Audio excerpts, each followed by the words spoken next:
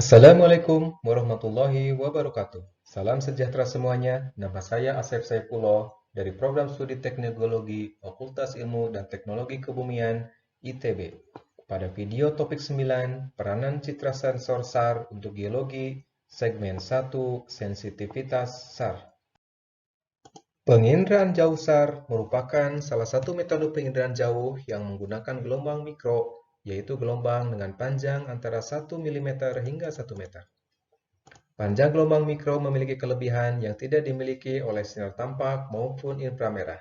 Di antaranya, gelombang mikro mampu menembus awan dan bisa beroperasi pada berbagai kondisi cuaca. Kinerja sensor gelombang mikro dengan panjang gelombang lebih dari 20 cm terbebas dari pengaruh kondisi atmosfer seperti awan dan hujan.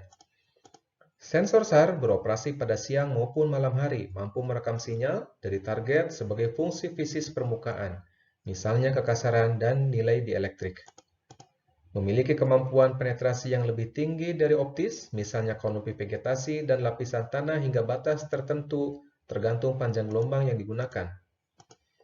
Kelebihan lainnya yaitu sensitif terhadap kelembapan, sehingga mampu membedakan permukaan berdasarkan nilai kebasahannya.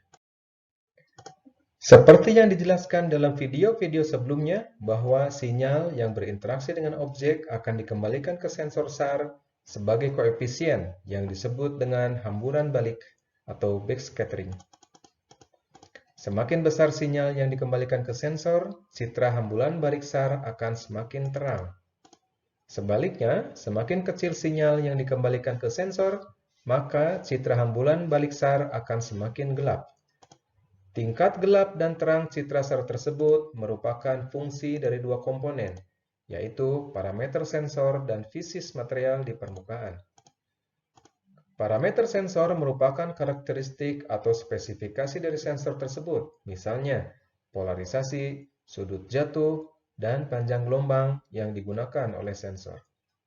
Fisis material di permukaan merupakan karakteristik material yang membedakan dari material lainnya, seperti reflektivitas dan geometri permukaan. Penjelasan detail fungsi hamburan balik akan dijelaskan pada topik selanjutnya.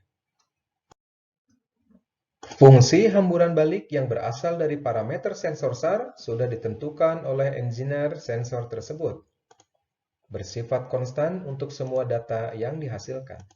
Sedangkan parameter fisis material merupakan penciri atau khas karakter dari material yang bisa digunakan sebagai dasar pendeteksian.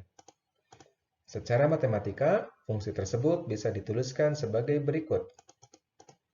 Parameter kekasaran permukaan H0 akan diuraikan pada segmen berikutnya. Variabel sudut jatuh atau theta i dan undulasi topografi omega merupakan fungsi dari geometri permukaan. Sedangkan reflektivitas permukaan ditunjukkan oleh variabel alfa, merupakan matriks hamburan balik setiap mode polarisasi sebagai fungsi dari relative dielectric permittivity atau epsilon R dan relative magnetic permeability atau mu R. Demikian penginderaan jauh geologi topik 9 segmen 1.